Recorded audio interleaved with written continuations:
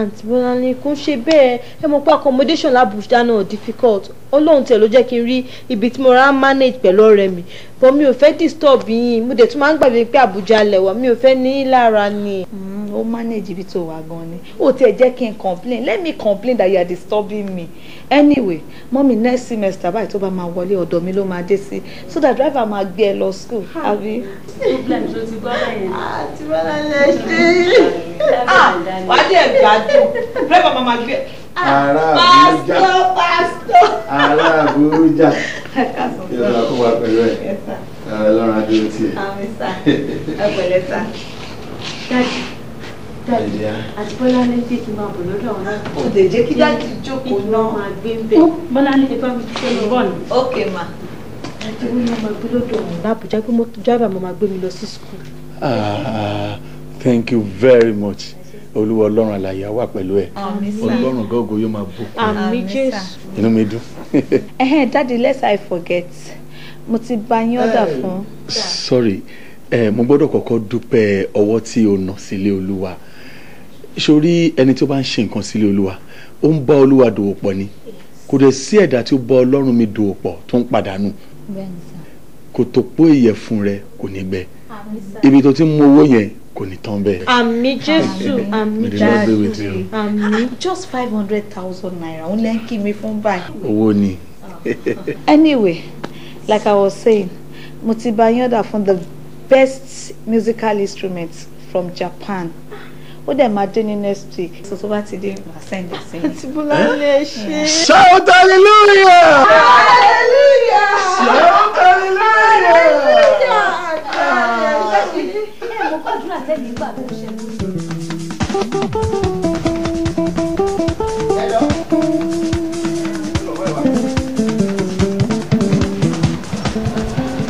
Jídé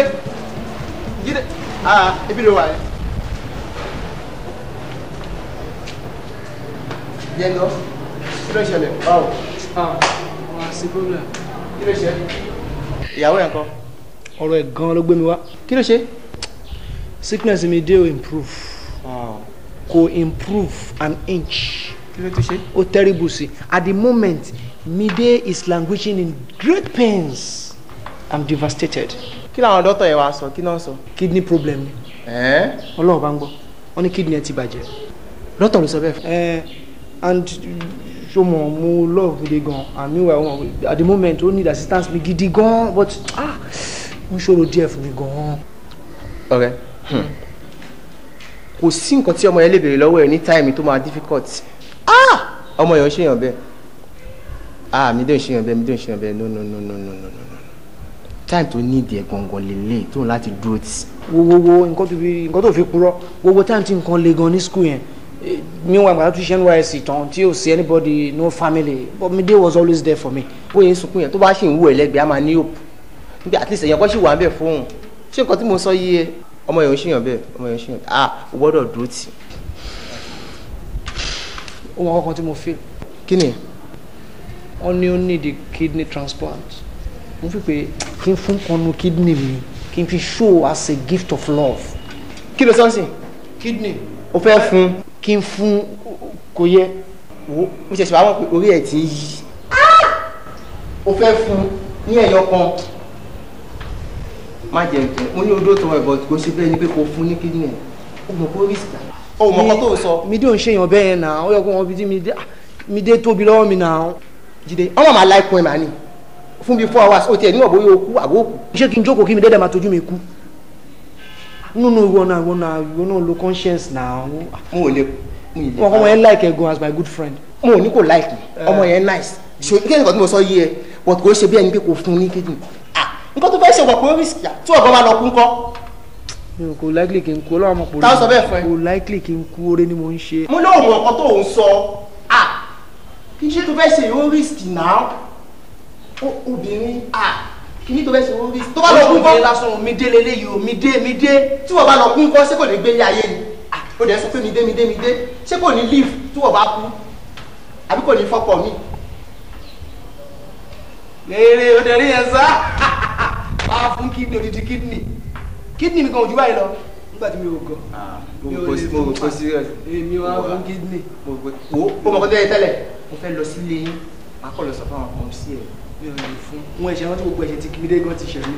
mídíò ṣe gbára tí mídíò ṣe gbára tí wọ́n ti ẹ orí kó kó yẹ ọkọ àbẹ̀ wo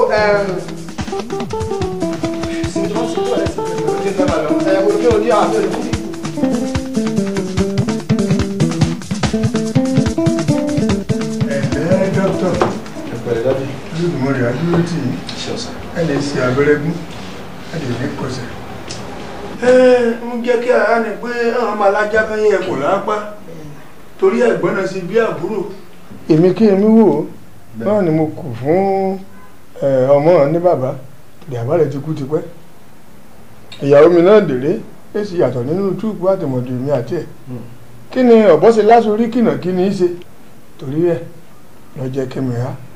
Gbogbo ohun bá máa ní ìdí kí ara ọmọ àfẹ́ yá kí gbogbo pírọ́blẹ́mù kí wọ́n ẹ̀ǹkántà sí láìfù rẹ̀ ká fi wà sorted preparation of understanding gbogbo rẹ̀ ni mo bá kọ́ bá jẹ́ tówó àti àníṣe pé kọ́ bá jẹ́ tilẹ̀ ẹ̀hún rà láti gbogbo ohun ẹ̀ bá fẹ́ ní kí ẹ béèrè lọ́wọ́ mi àbí kí ló ní mo wí I'm very constable.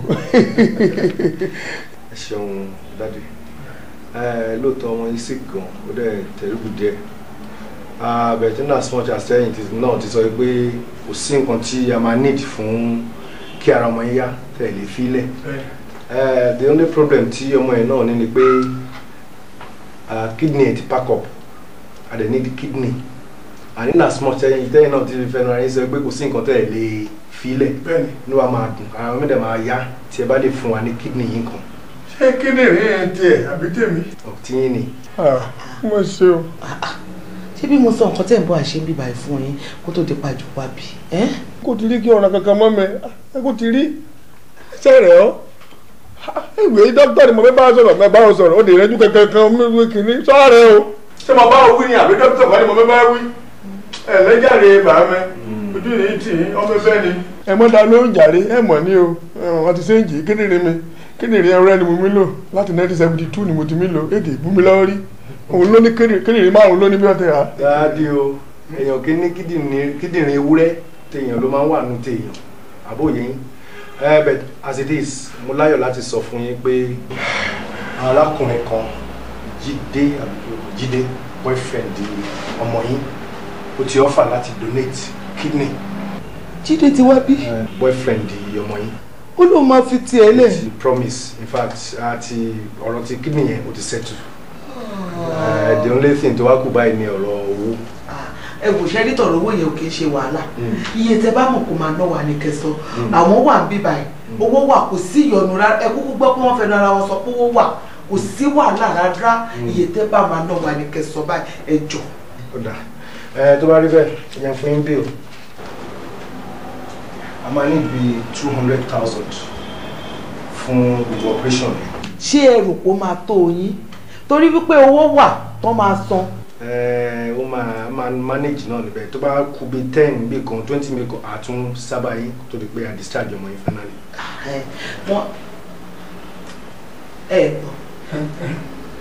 ẹ̀yin náà ń bá wí dókítà sọ pé owó tó máa ná wa wọ́n ní 200,000 ló máa ná wa. 200. ẹ wò èmi tẹ̀ rò pé ó máa jù bẹ́ẹ̀ lọ ni o ó dẹ̀ ṣípò olúwa máa ṣe ohun. ó yé èyí ní ọba mi bẹ́ orí ẹ̀ láyọ̀ ẹ̀mí níwọ̀n owó yóò kù sí èmi lọ méjì 30,000 lọ́wọ́. 30,000 ló wà lọ́wọ́ yìí. ṣe bẹ́ẹ̀ dẹ́ lọ sí báǹkì ẹ̀ lọ gbowó sí. báǹkì yìí sí ọmọ ẹgbẹ́ olórin ìwọ́n jẹ́ kí ọbẹ̀ sí náà ọmọ òun dára pé ní báǹkì 20,000 lọ́wọ́ níbẹ̀ iye kí wàá lọ́wọ́ mi 10,000 méjì ti san owó ná 3,500 wọ́n máa yọ kí mo bá délé. ọ̀rọ̀ kọ́lẹ̀ sọ yìí ẹ wo ọmọ tèmi ò gbọ́dọ̀ kú kí wá ní bàbá ẹ̀fọ́ yìí lẹ̀ fún yín fún ẹ̀yin ló fẹ́ yẹ ẹ lẹ̀ fún náà ẹ wá sọ fún mi pé ohun tá a bá máa ṣe sínsìn ni ò ká mọ bọ́ ṣe máa ṣe nǹkan tó máa ṣe pápápá ni ọmọ mi ò gbọ́dọ̀ kú. ọ̀rọ̀ àìsàn olódùmọ̀ ni jẹ́ kó mọ kú lórí ẹ̀ àmín ikú pẹ̀kùn lójú ẹ̀ àṣẹ́ntù lórí àbí kébùlé. kí ni ká lè mọ ta máa sọ fún dókítà kí ni. ọ̀rọ̀ àìsàn mo ti decide bẹ́ẹ̀ kẹ́mi láta oko òkú mi. okòkòkò ìyẹn á fẹ́ bẹ́tà àádìjọ lọ yanjú ẹ̀ àjọlọ tà á ní. àjọlọ tà á náà ni kó lè yá ebi ò lè rájò lẹ́gì jẹ́ kíta lọ ọmọ mi ò gbọ́dọ̀ kú ọmọ mi ò kú. ẹ wo doctor àwa rí yín. Ok ma. Daddy, báwo ni ká máa expect yín? I'm a better room.